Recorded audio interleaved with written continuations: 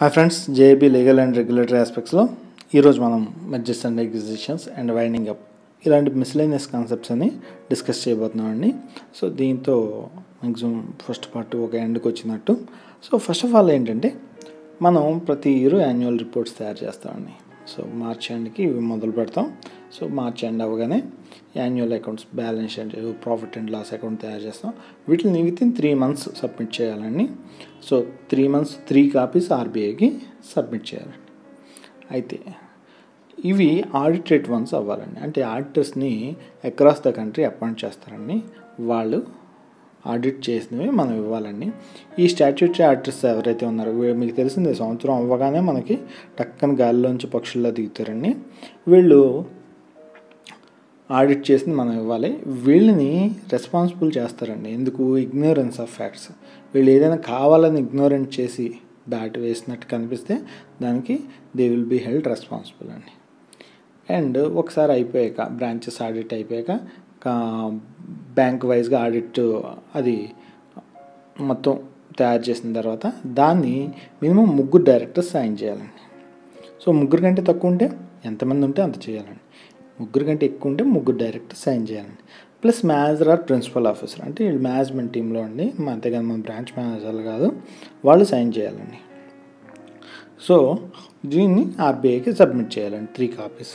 అలాగే ఒకవేళ ఇది కంపెనీస్ యాక్ట్ కింద రిజిస్టర్ అయిన బ్యాంక్ అయితే రిజిస్టర్ ఆఫ్ కంపెనీస్కి కూడా కాపీస్ని పంపించాలండి. అలాగే షేర్స్ లిస్ట్ అయ్యి ఉంటే సెబీకి కూడా కాపీస్ పంపించాలండి.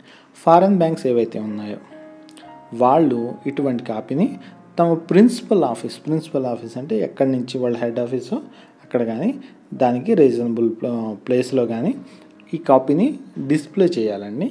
డిస్ప్లే చేసేటప్పుడు అది ప్రతి copy by first working Monday of August కల్లా కొత్త కాపీ రావాలండి. ఆ కాపీ ఎప్పటి వరకు ఉండాలంటే నెక్స్ట్ కాపీ వచ్చే వరకు ఉండాలండి. అంటే అర్థం ఏంటండి, వాళ్ళ ఆఫీస్లో ఎప్పుడూ ఒక బ్యాలెన్స్ షీటు అనేది అక్కడ డిస్ప్లేలో ఉండాలి. అది ఫారెన్ బ్యాంక్స్ విషయంలో అండి. నెక్స్ట్ రిటర్న్స్ సబ్మిట్ చేయాలండి. ఈ రిటర్న్స్ గురించి మనం ఆల్రెడీ డిస్కస్ చేసామండి. ఇవన్నీ వేరియస్ రేషియోస్, మనం చూస్తే రేషియోస్ మెయింటైన్ చేయడానికి ఇవన్నీ సబ్మిట్ చేయాల్సి ఉంటుంది. మెయింటైన్ చేస్తున్నారో లేదో చెక్ చేయడానికి కూడా సబ్మిట్ చేయాల్సి ఉంటుంది. ఈ రిటర్న్ ఆన్ లిక్విడ్ అసెట్స్, అలాగే monthly return on assets in India. మనకు తెలుసు కదండి, 75% అసెట్స్ ఇండియాలో ఉండాలి. So return on assets in India. Return on unclaimed deposits. ఈ అన్క్లెయిమ్డ్ డిపాజిట్స్ ఏం చేస్తారండి, డిపాజిటరీ అవేర్నెస్ ఫండ్కి ట్రాన్స్ఫర్ చేస్తారు. So return on unclaimed deposits. అలాగే return on cash reserves, because RBI impose చేసిన క్యాష్ రిజర్వ్స్ని మెయింటైన్ చేయాలి కదండి. సో చేస్తున్నామని చెప్తూ ఎప్పటికప్పుడు రిటర్న్ సబ్మిట్ చేయాలి. క్యాష్ రిజర్వ్స్ దేని మీద డిపెండ్ అయ్యి ఉంటాయండి, డిమాండ్ టైం లయబిలిటీ మీద డిపెండ్ అయ్యి ఉంటాయి. సో ఆ డిటిఎల్ సంబంధించిన డేటా కూడా మనం సబ్మిట్ చేయాల్సి ఉంటుందండి. ఈ డేటాకి సంబంధించి government of India BR act 45I ప్రకారం ఎంతకాలం ఉంచాలో అనేది ఇస్తుందండి. మీరు ఒకటి గుర్తుపెట్టుకోండి, యాక్ట్స్ చెప్పేటప్పుడు నేను 45Y అని చెప్పినా మీరు 45 వరకు మినిమం గుర్తుపెట్టుకోండి. వైలు, జడ్లు, ఏలు, బీలు గుర్తుపెట్టుకోక్కర్లేదు.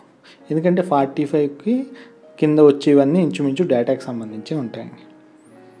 సో మీరు అలా గుర్తుపెట్టుకుంటే ఈజీ గుర్తుంటుందండి. రేపు వాడు 45A 45B అంత డీటెయిల్గా ఇవ్వడం నేను ఎక్స్పీరియన్స్ ఉన్నంత వరకు. సో మీరు అక్కడ వరకు గుర్తుపెట్టుకుంటే సరిపోతుందండి. సో అలాగే ఆర్బీఐ 35A ప్రకారం ఎక్స్టెండ్ చేయొచ్చండి. 35 ప్రకారం ఇన్స్పెక్ట్ అండ్ స్క్రూటినైజ్ చేయొచ్చు. చూడండి, ఇక్కడ 35 రెండు డేటాకి సంబంధించినవి. సో ఏ 35 ఇలాగ అక్కర్లేదండి, రెండింటికి 35 గుర్తుపెట్టుకొని సరిపోతుంది.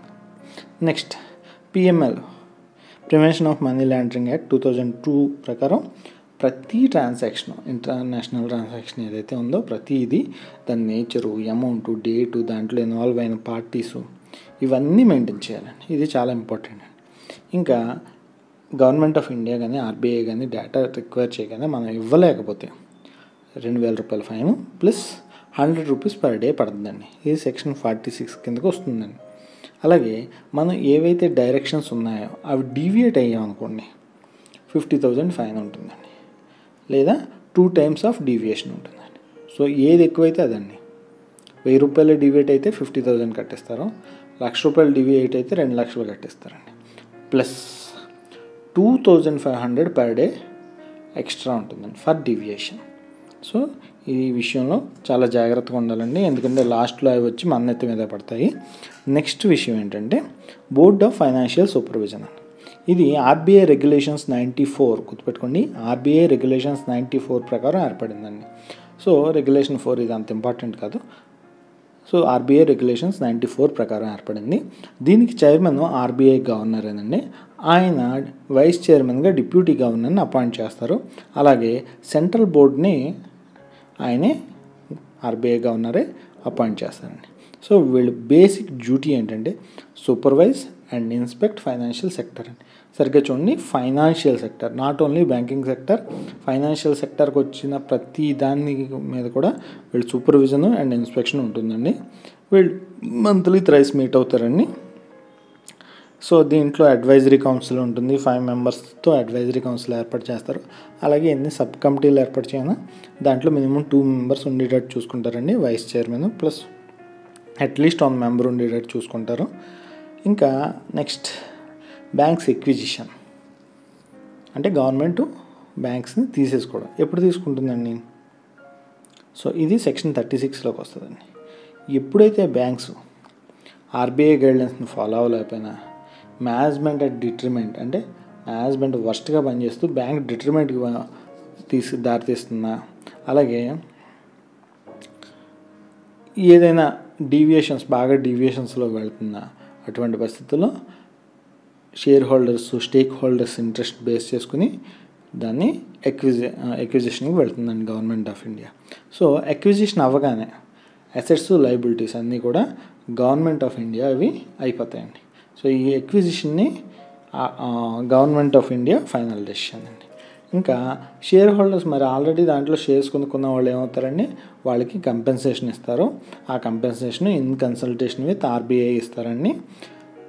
If subsidiaries of foreign companies అయితే వాళ్ళు ట్రిబ్యునల్కి రిఫర్ చేయొచ్చండి, లా ట్రిబ్యునల్కి. ఇంకా అమాల్గమేషన్ ఆఫ్ బ్యాంక్స్ అండి. అమాల్గమేషన్ అంటే 2-3 బ్యాంక్స్ కలిసి ఒకటి అవ్వడం అండి.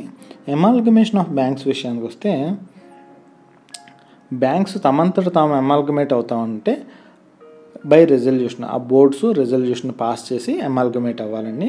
దాంట్లో వాళ్ళు స్కీమ్ ఆఫ్ అమాల్గమేషన్ కూడా అప్రూవల్ తీసుకోవాల్సి ఉంటుంది. ఇది సెక్షన్ 44A క్రింద జరుగుద్దండి. సో అమాల్గమేషన్ ఆఫ్ బ్యాంక్స్ వాళ్ళ ఇంట్రెస్ట్. సో అంటే స్కీమ్లు ఏమేమి ఉంటాయండి, articles of association, memorandum of association, share pattern, ఇవన్నీ కూడా వస్తాయండి. అదే గవర్నమెంట్ ఆఫ్ ఇండియా తీసుకుంటుంది అనుకోండి, సెక్షన్ 396 కంపెనీస్ యాక్ట్ కింద చేస్తుంది. గవర్నమెంట్కి ఇవి ఏమీ అక్కర్లేదండి, సింపుల్గా ఇంపోజ్ చేస్తుంది.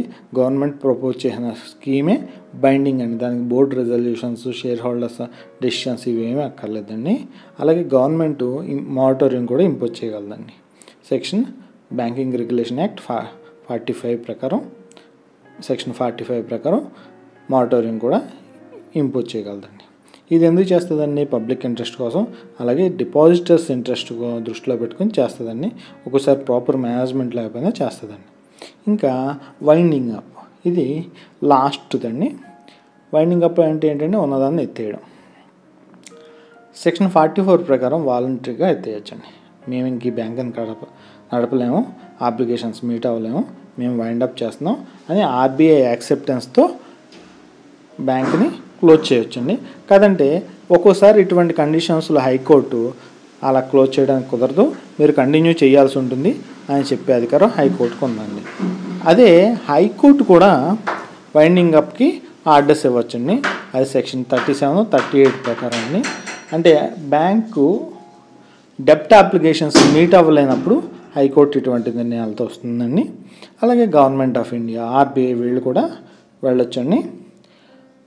సో ఆర్బీఐ ఎప్పుడు చేస్తుందండి, సెక్షన్ 11 ప్రకారం minimum paid of capital, reserves వీటిని మీట్ అవ్వడం ఫెయిల్ అయినా, అలాగే ఏదైనా కండిషన్స్లో లైసెన్స్ క్యాన్సిల్ అయినా, అలాగే బ్యాంకింగ్ రెగ్యులేషన్ యాక్ట్ నుంచి డీవియేట్ అయినా RBI and government of India వీళ్ళు ఈ వైండింగ్ అప్కి వెళ్ళొచ్చండి.